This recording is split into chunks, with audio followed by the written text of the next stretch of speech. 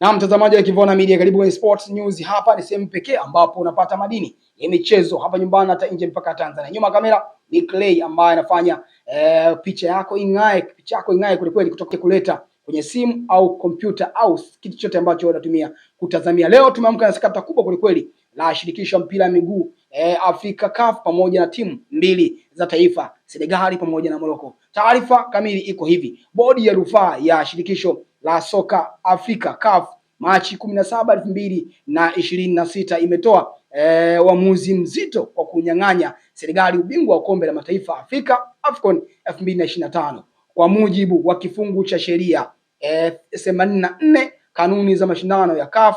Kanuni ya mashindano hayo, CAF imetangaza kuwa timu ya taifa ya Senegal imepoteza rasmi mchezo wa fainali dhidi ya Morocco kwa kufungwa magoli 3-0 kwa njia ya mezani. Kutokana na uamuzi huo, Senegal imelazimika kurejesha medali kurejesha kombe pamoja na medali walizokuwa wamekabidhiwa hapo awali. Kombe hilo sasa litakabidhiwa rasmi kwa shirikisho la soka Morocco FRMF, ambapo watatangazwa kuwa mabingwa wapya wa mashindano hayo. Uamuzi huo umeibua mjadala mkubwa kwa miongoni mwa wadau wa soka barani Afrika, huku wengi wakisubiria ufafanuzi zaidi juu ya sababu zilizopelekea hatua hiyo kali kuchukuliwa dhidi ya Senegal. CAF inatarajia kutoa taarifa ya kina zaidi kuelezea tukio hilo, huku mashabiki na wachambuzi wa soka wakifuatilia kwa ukaribu sakata hili kubwa katika soka la Afrika. Naam, hiyo ndio taarifa ambayo imetolewa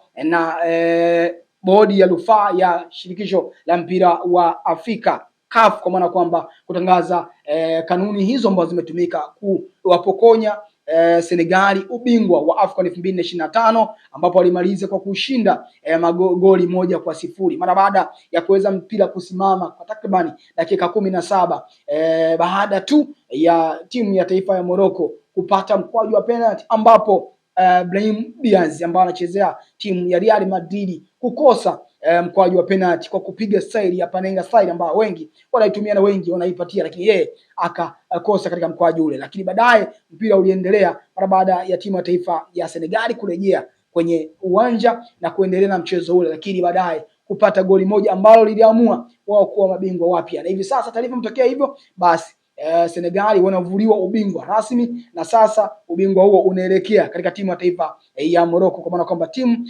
shirikisho la taifa la Morocco litapokea ubingwa huo na medali zote ambazo timu ya taifa ya Senegal walipokea. Sasa katika mambo hayo yote wengi wamezungumza, mashabiki wamezungumza, lakini pia wanasiasa na wenyewe wamezungumza, akiwemo makamu mwenyekiti wa Chadema John Heche, naye amezungumza mengi kweli.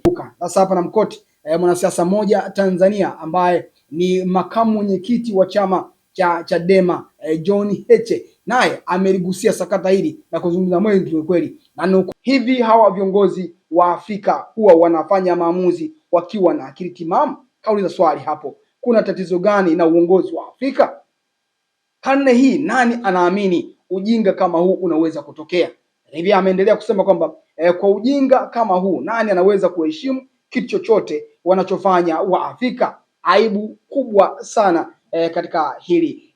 Mwisho kunukuu kitu ambacho amekiandika makamu mwenyekiti wa chama cha Chadema John Heche kuhusiana na sakata zima la shirikisho la mpira miguu Afrika CAF weza kusema kwamba kombe liweze kuelekea Morocco, mara baada ya kusema kwamba kanuni timu ya Senegal kukiuka kanuni za mpira miguu ambazo CAF wamejiwekea, kwamba timu yoyote ikiweza kutoka uwanjani au timu yoyote ikishindwa kuleta timu uwanjani, basi iweze kunyang'anywa point au kufungiwa kabisa wao, kwa sababu Senegal waliweza kusimamisha mpira kwa dakika 17 alafu baadaye wakarejea kuendelea mchezo huo na Senegal kupata goli moja katika mchezo wa fainali. Lakini wao wamekuja na taarifa kamili kwamba kombe linahitajika kwenda timu ya taifa ya Morocco, lakini medali zote na kila kitu kielekee kwenye timu ya taifa ya Morocco, kwa maana kwamba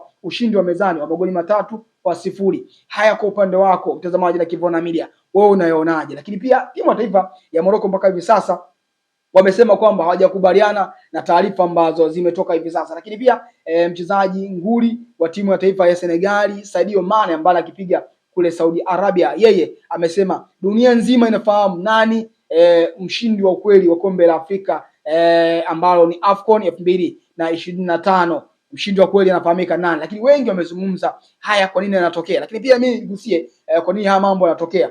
Kumbukwe siku zote sheria lazima zifuate mkondo wake, na ndio maana zimewekwa ili utaratibu uweze kufuata, basi sheria lazima zifuate mkondo wake. Lakini kwa nini inatokea kipindi hichi ambapo takriban miezi miwili toka ubingwa umeweza kutolewa kwa Senegali? Lakini pia kwa nini ambazo kanuni zinatekelezeka hivi sasa mara baada ya watu waweze kufanya mambo hayo? Lakini tunaelekea wapi katika michuano hii ya Afrika? Ikumbukwe msimu ujao, kwa maana kwamba 2027 kombe hilo litachezeka katika nchi tatu, kwa maana kwamba Kenya, Uganda pamoja na Tanzania. Nini ambacho Tanzania wakifanya, lakini pia nini ambacho timu Kenya wafanye, lakini na Uganda wakifanye nini? Hiki imekuwa ni jambo kubwa, mjadala ni mkubwa kweli, wengi wanazungumza mengi, lakini Senegali wao hawajatoa chapisho lolote, lakini wakiendelea kupandisha kwenye mtandao wa kijamii kwa Instagram, wakipandisha picha zile pamoja na video ambazo walikuwa wakishangilia ubingwa, ambapo walikwenda kukutana na rais wa nchi yao na kuweza kushangilia ubingwa ule. Lakini pia Morocco wao jana